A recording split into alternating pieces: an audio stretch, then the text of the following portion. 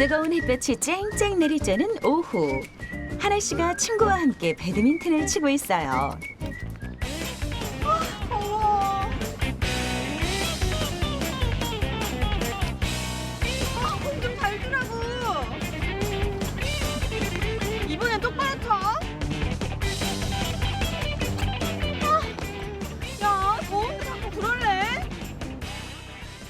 그런데 둘의 호흡이 잘 맞지 않나 봐요.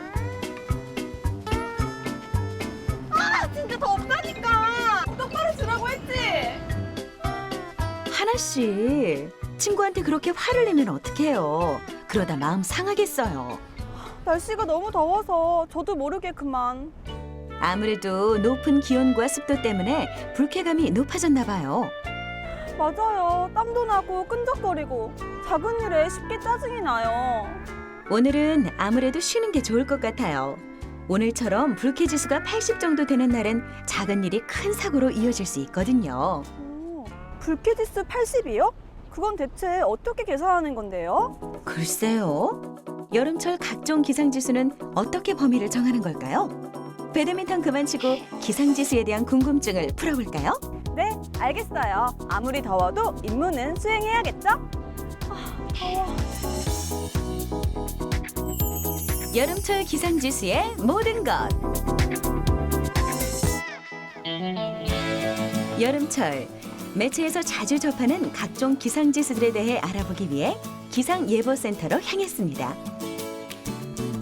온난화와 이상기후로 인한 자연재해가 증가하면서 날씨 정보가 무엇보다 중요한 요소로 작용하고 있는데요.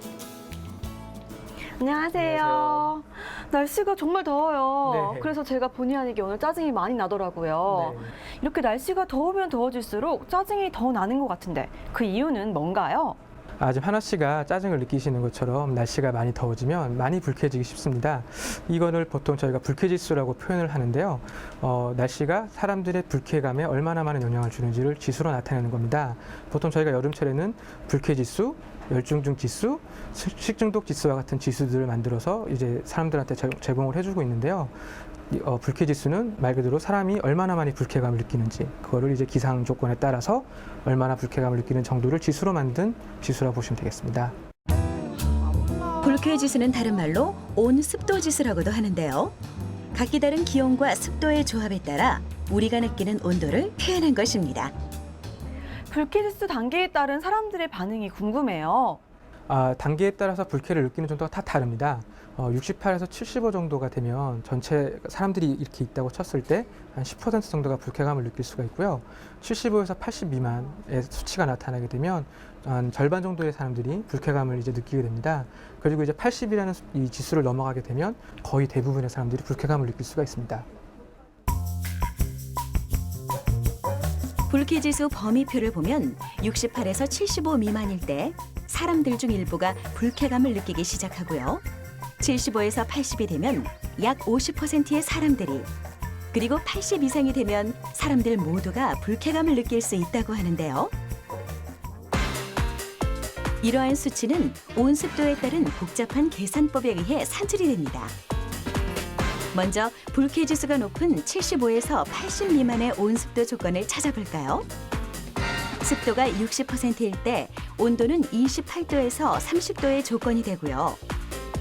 모든 사람들이 불쾌감을 느낀다는 80지수의 온습도를 보면 습도가 80%일 때에는 온도가 28도 이상, 습도가 100%일 때에는 온도가 26도 이상일 때를 말합니다.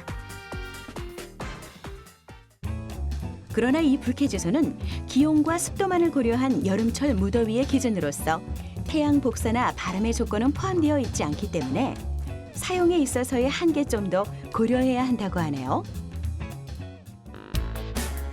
이번엔 열중증 지수에 대해 알아볼까요? 우리가 흔히 말하는 폭염지수 또는 열사병 지수가 바로 이것인데요. 섭씨 31도 이상의 폭염이 지속될 시 기온이 1도 올라갈 때마다 통상적으로 열중증 환자 발생률이 100만 명당 약 10명씩 증가한다고 합니다. 이 지수는 기온, 풍속, 습도, 복사열에 의해 달라지며 노동이나 운동 시 발생할 수 있는 위험도를 나타내는 지표인데요. 똑같은 기상 조건이라 해도 그늘보다 아스팔트나 운동장에서 더위를 더 느끼는 현상으로 온습도가 높다고 느껴질 때에는 수분을 많이 섭취하고 그늘을 찾아서 휴식을 취하는 것이 좋다고 합니다. 또한 여름철 하면 민감해지는 것이 바로 식중독이죠.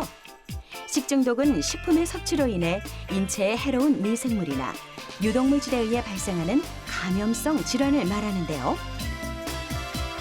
특히 오염된 어패류나 수산물을 통해 전염되는 비브리오나 덜 익은 육류, 달걀 또는 동물에 의해 전염되는 살모넬라, 또 단백질과 수분이 많은 음식을 오래 방치할 시 증식되는 황색 포도상구균이 대표적이라고 할 수 있습니다. 이러한 식중독균은 기온과 습도가 높으면 높을수록 잘 번식하며 이를 기상 조건에 따라 분류한 것이 바로 식중독 지수입니다. 식중독 지수가 70에서 95일 때는 식중독 발생 가능성이 높은 정도, 95 이상이면 발생 가능성이 매우 높아 각별한 경계가 요구되는데요.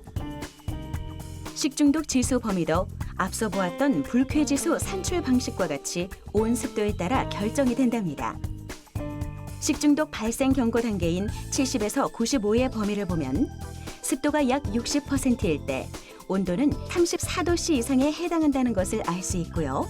위험 단계인 95 이상은 습도가 80%일 때 온도는 36도 이상에 해당한답니다. 요즘처럼 온도가 30도를 웃돌 때에는 보통 식중독 지수가 30 이상으로 높아져 6시간에서 11시간이 지나면 각종 식중독균이 빠른 속도로 번식한다고 하네요. 식중독균을 예방하기 위해선 조리도구의 위생관리와 조리법에 각별한 주의가 요구되는데요. 육류를 양념할 때 설탕 대신 매실 원액을 넣으면 매실의 피크린산 성분이 독성 물질을 분해합니다. 그리고 조리를 할 때에는 70도씨 이상 고열해서 조리해야 합니다. 달걀 껍데기에는 살모넬라균이 포함된 달걀 배설물이 남아있으니 반드시 깨끗이 씻은 후 조리해주세요. 식중독, 열중증, 불쾌지수 같은 위험 기상이 특히나 많이 나타나는 여름철. 그중에서도 우리 몸에 직접 해를 끼치는 식중독균에 대해 알아보려고 하는데요. 각 지수 범위에 따른 식중독균의 생장 정도가 어떻게 다른지 확인하러 가볼까요?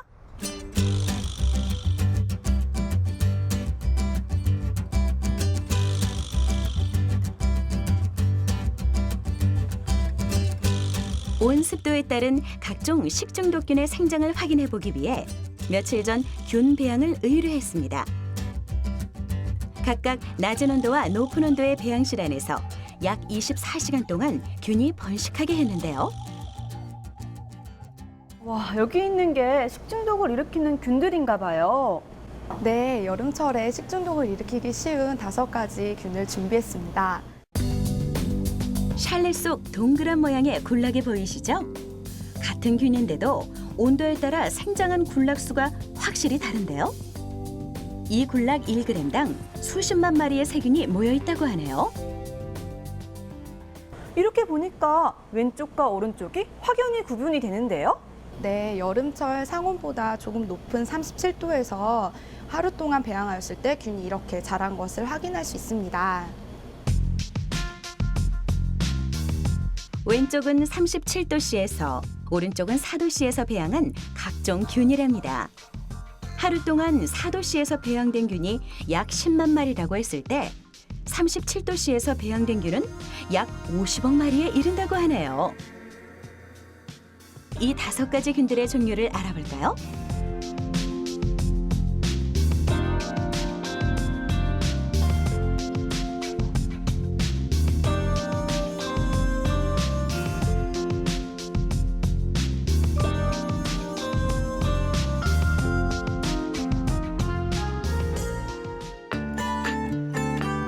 이러한 미세균은 빛 대신 전자를 사용해 물체 확대선을 만드는 전자현미경으로 관찰할 수 있는데요.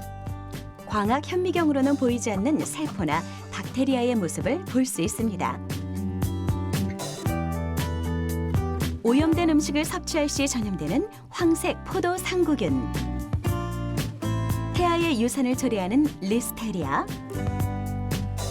육류의 변폐를 일으키는 바실러스, 덜 익은 육류나 달걀에 의해 전염되는 살모넬라, 그리고 장출혈성 대장균 이콜라이의 모습입니다. 독소를 생성하는 것은 세균만이 아닙니다. 곰팡이도 독소를 생성하는 종류가 있다고 하는데요. 오클라콕신이라는 독소를 생성하는 페니실리움 곰팡이, 즉 푸른 곰팡이를 식빵에 접종해 약 80%의 습도와 25도씨의 온도를 유지한 후 24시간 동안 곰팡이를 배양해 보았습니다.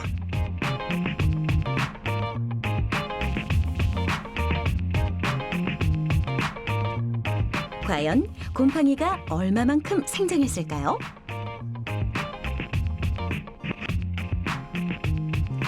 식빵 전체에 번진 곰팡이가 보이시죠? 여름철 음식물 관리의 중요성을 다시 한번 느낄 수 있는데요.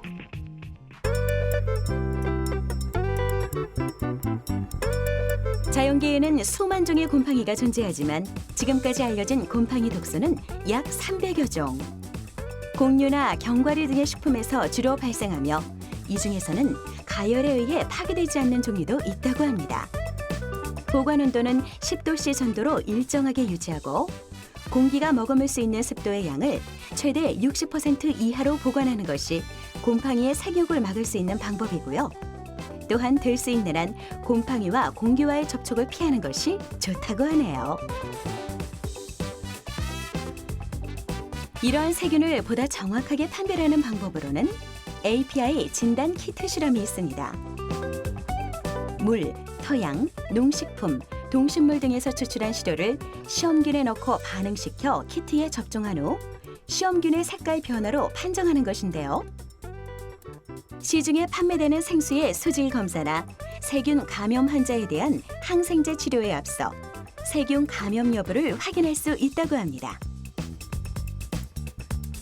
식중독을 예방하기 위해서는 손 씻기가 무엇보다도 중요하다는 사실 잘 알고 계시죠? 실제로 손만 잘 씻어도 식중독 감염을 약 70% 이상 예방할 수 있다고 하는데요. 손을 씻기 전과 후의 세균량을 비교해보면 자, 어때요? 그 차이가 확실히 보이죠? 손 씻기 습관이 식중독을 예방할 수 있다는 사실 잊지 마세요.